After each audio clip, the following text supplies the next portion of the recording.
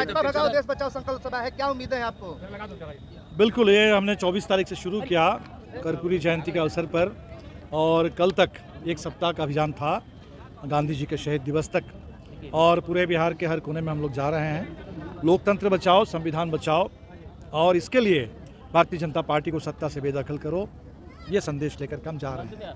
इसी बीच में जो नीतीश जी ने फिर एक बार बिहार के साथ, कर्पूरी जी की विरासत के साथ एक विश्वासघात किया और फिर भारतीय जनता पार्टी की साजिश के शिकार हुए, तो हमने देखा कि लोगों में इसको लेकर के काफ़ी गुस्सा है, और हमें लगता है कि बिहार से जो उम्मीद थी लोगों की, वो उम्मीद आज भी है पूरे देश में कि विपक्षी एकता जिसकी शुरुआत बिहार से हुई थी, वो एकता बरकरार रहेगी।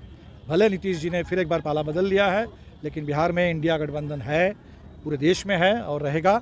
कल पूर्णिया की सभा में हम जाएंगे और पूरे बिहार में विपक्षी एकता को हम लोग चुनाव में मजबूत करेंगे। और हमें लगता है कि अब 2024 अगर भारतीय जनता पार्टी सोच रही है कि हम 2019 को रिपीट करेंगे, ये तो 2020 में ही हम लोगों ने बता दिया था कि 19 लौट के आने वाला नहीं है, बल्कि 20 में जो शुरुआत हुई थी, और अभी पिछले 17 महीने में जो जिस तरह से बिहार की दिशा बदल रही थी, रोजगार का सवाल प्रमुख सरकार का एजेंडा बन रहा था, दिशा बदल रही थी, और हमें लगता है कि इस दिशा को भटकने के लिए, पूरे बिहार को फिर एक बार दिग्भ्रमित करने के लिए ये साजिश हुई। लेकिन हम लोग उसी एजेंडे पर काम करेंगे, रोजगार के सवाल पर, भूमि सुधार के लिए, बटाईदारों की पंजीकरण सुरक्षा के लिए, खेती के लिए, और पूरे बिहार के अंदर रोजगार गारंटी के लिए, महिलाओं के सम्मान के लिए। अनुयायी जो थे, अगर रास्ता भटक जाए, सारे लोग भटके, हम ऐसा नहीं बिल्कुल बोल रहे हैं, लेकिन जो धोखा कर रहे हैं तो लोग तो पहचान रहे हैं। खासकर अभी नीतीश जी ने जो किया कर्पूरी जी का नाम लेकर के, तो कर्पूरी जी तो संघर्ष के प्रतीक थे, संघर्ष के लिए, सिद्धांत के लिए 2-2 बार उन्होंने अपनी कुर्सी को कुर्बान कर दिया। और कोई अगर नेता कुर्सी से ही चिपके रहे और कुर्सी के खातिर सिद्धांत को और संघर्ष को बार बार कुर्बान कर दे, तो उनके लिए तो मैं लगता कि शोभा नहीं देता कि कर्पूरी का नाम लेकर के कोई बात करें। नीतीश जी ने कहा कि महागठबंधन से हमारी बन नहीं रही थी, इसलिए हमने उनको छोड़ा। तो क्या बन नहीं रही थी, तो बताना चाहिए ना उनको, क्या दिक्कत उनको हो रही है। एक बार फिर से उन्होंने प्रतिक्रिया दी है कि अब इधर उधर जाने की बात नहीं। क्या लगता है कि लोकसभा चुनाव को देख करके वो पलटे हैं और विधानसभा में फिर वापस आ जाएंगे? अब तो आप देख लीजिए नीतीश जी क्यों कर रहे हैं अब लोग, लेकिन लोग ये समझ गए हैं कि अगर नीतीश जी की ही आदत है, अब ये उनकी पहचान बन गई है।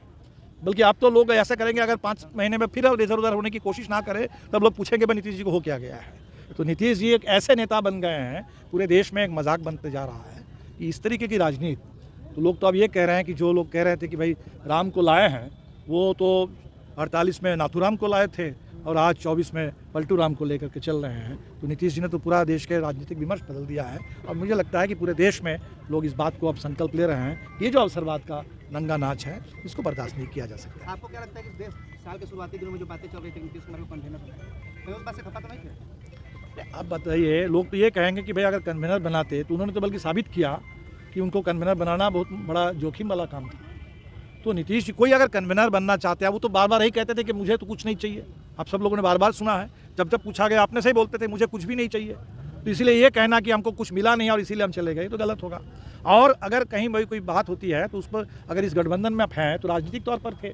आपने कहा था कि हम उधर बिल्कुल अब नहीं जाएंगे, मिट्टी में मिल जाएंगे लेकिन नहीं जाएंगे, मर जाना कबूल है लेकिन उधर नहीं जाएंगे, ये तो बार बार आपने कहा था।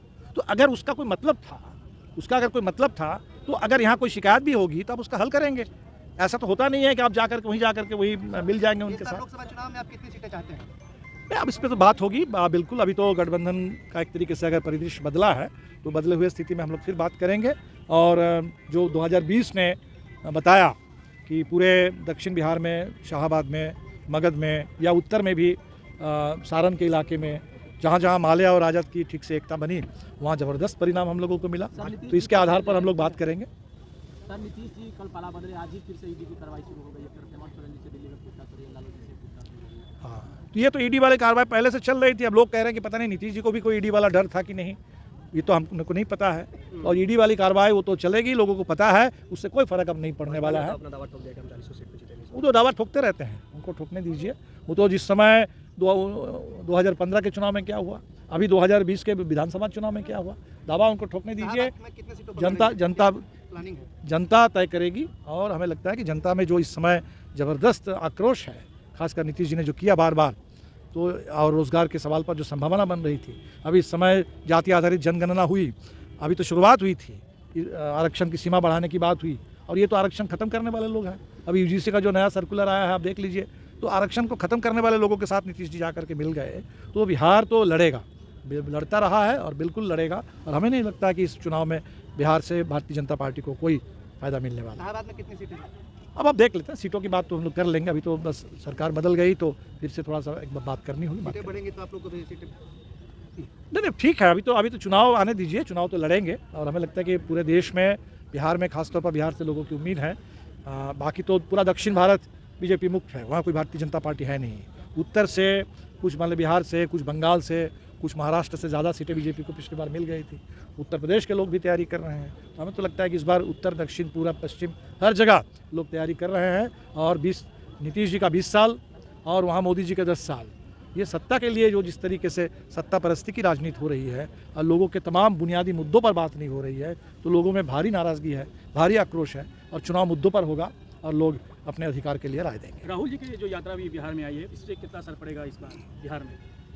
उनका जो यात्रा का जो मकसद है, पूरा एक संदेश वो ले जा रहे हैं। अभी तो हमने देखा कि आसाम में भी उनकी यात्रा को रोकने की पूरी कोशिश हुई, छात्रों से मिलने नहीं दिया गया, लेकिन छात्र सड़क पर आ गया मिलने के लिए।